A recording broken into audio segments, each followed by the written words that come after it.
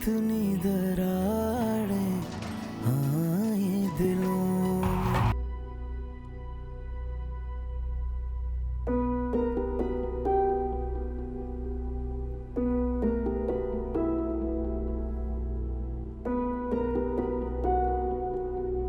अब्दुल बारी, अब तक जाग रहे हो? नींद नहीं आ रही क्या? परेशान भी लग रहे हो। कहीं वो बाजी कशफ के लिए मान गई है, इसी बात ने तुम्हारी नींद तो नहीं उड़ा दी? जब आप जानती हैं तो पूछ ही क्यों रही? मैंने तो कहा था तुम्हें, समझाया भी था कि भाग जाओ यहाँ से, पर तुमने मेरी बात पे ना अपने कान नहीं धरे। देखा, फंस गए ना आप। मुझे क्या पता था बाजी मान जाएंगी कश्यप के लिए, वो तो उसको बिल्कुल पसंद नहीं करती। पता नहीं क्या हुआ, रातों रात उनका फैसला बदल गया। अरे, बाजी के मिजाज को तो तुम जानते ही हो, पल में तोला पल में माशा। वो तो जो मर्जी है सोच लेती हैं, और जो सोच लेती हैं ना वो कर भी जाती हैं। मैं कश्यप से किसी सूरत शादी नहीं कर सकता, चाहे मेरी शादी किसी भी XYZ से करवा दें, लेकिन कश्यप नहीं। पर क्यों? ऐसी क्या बुराई है कश्यप में? हम दोनों के मिजाज नहीं मिलते, हम दोनों बहुत अलग लोग हैं, और मुझे अपने काबिल नहीं समझती, अपने बराबर नहीं समझती। उसकी फिक्र तुम मत करो, एक बार शादी हो जाती है ना तो सब कुछ ठीक हो जाता है। कुछ ठीक नहीं होगा, सब बर्बाद हो जाएगा। शादी के बाद कुछ ठीक नहीं रहेगा, मैं बता रहा हूँ आपको। ठीक है, तो जाओ, जाकर बाजी को मना कर दो। जाओ जाओ, हिम्मत है। जल्दी बोलो अब्दुल बारी, मेरी क्लास है, मैंने वहां भी जाना। वो मैं बोल दो ना। असल में मैं ये कहना चाह रहा था कश्यप, आई मीन रिक्वेस्ट करना चाह रहा था कि प्लीज तुम मुझसे शादी करने से इनकार कर दे।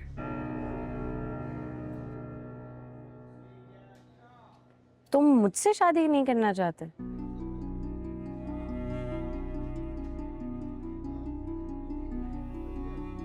हाँ तो ठीक है, जाके अपने घर वालों को मना कर दो। मेरे पास क्यों आए हो?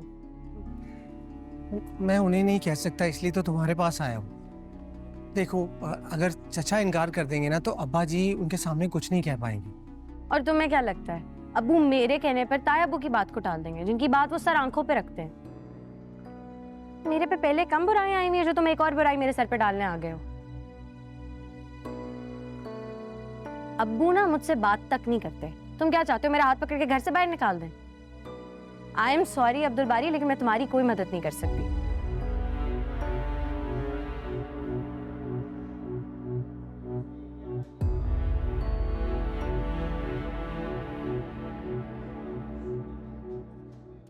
सुनो, हाँ? तुम्हारी कोई मदद करना मेरे इख्तियार में तो नहीं है, लेकिन शायद ऊपर वाला तुम पे कोई बहुत ही मेहरबान है।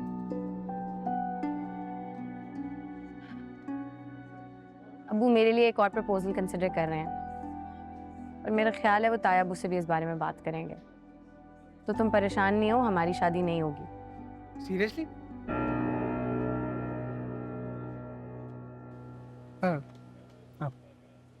सॉरी। एक साथ 3 छुट्टियां, ये क्या तरीका है शमीम? मैंने तुम्हें पहले भी वार्न किया था, अब ये नहीं चलेगा। डॉक्टर साहब, घर में कुछ ज़रूरी काम पड़ गया था, वरना मैं कभी छुट्टी ना करती। आप अच्छी तरह जानते, मुझे कोई शौक नहीं है छुट्टियां करने का। ऐसा करो, आराम से बैठो, घर के सारे काम निपटाओ। तुम्हारी यहां कोई जरूरत नहीं है, मैंने तुम्हें छुट्टी दे दी है, हमेशा के लिए। जितने दिन इस महीने तुमने काम किया है, ये रही तुम्हारी तनख्वाह। ये आप क्या कह रहे हैं डॉक्टर साहब? आप मुझे नौकरी से निकाल रहे हैं? आप ऐसा कैसे कर सकते हैं? मैं ऐसा बिल्कुल कर सकता हूं, तुम शायद भूल रही हो, ये क्लिनिक मेरा है, तुम्हारा नहीं। मुझे किसको यहां रखना है, किसको नहीं रखना, ये फैसला मुझको ही करना होगा। बेशक ये क्लिनिक आपका है, लेकिन इस क्लिनिक को चलाने के लिए आपसे ज्यादा मेहनत मैंने की है। आपकी गैर मौजूदगी में ये क्लिनिक मैं चलाती रही हूँ। हर तरह का मरीज मैंने अकेले निपटा है, कभी आपको शिकायत का मौका नहीं होने दिया। मेरी सारी मेहनत का ये सिला दे रहे हैं आप मुझे? ओ बीबी, फ्री में नहीं करती थी, तनख्वाह देता था तुम्हें। और तुम्हारी औकात से बढ़कर तुम्हारी जैसी नर्सें 10-15 हजार में मिल जाती हैं आराम से।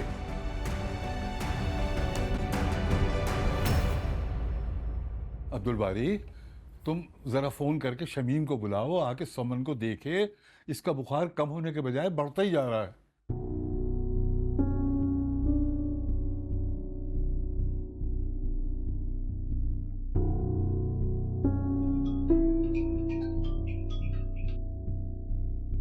बाजी फोन नहीं उठा रही। अरे दोबारा ट्राई करो।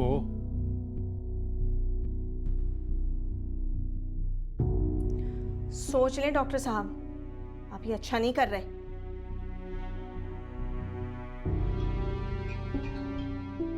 कॉल क्यों काट रही हो सकता है तुम्हारे घर में कोई इमरजेंसी हो गई हो। बल्कि आपको तो फौरन चले जाना चाहिए, और मेरे पास भी कोई फालतू टाइम नहीं है ज्यादा। ये आपकी तनख्वाह। अच्छा हुआ आप आ गई मिसेस हमदानी, मैं आपको कॉल ही करने वाली थी। असल में हम सोच रहे थे कि हम एक दिन हमजा की तरफ चक्कर लगा लें। अब इसकी कोई ज़रूरत नहीं है। क्यों, क्या हुआ? सब खैरियत तो है? आप लोगों को मुझे पहले बताना चाहिए था कि सायरा के ससुराल में कुछ प्रॉब्लम्स चल रही हैं और वो मैं के आगे बैठी हुई है।